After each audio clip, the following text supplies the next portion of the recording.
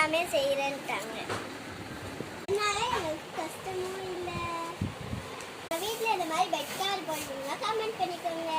பால் முடிச்சிட்டாங்க. அவர் ஃபிஷோல இருந்து தான் வாங்கணும். நான் தானே பார்த்தீங்க. எங்கள் குட்டி வயசுல எடுத்து போட்டு பாருங்க.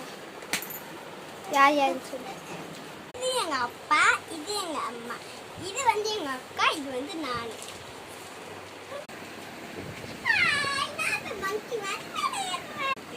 Bye.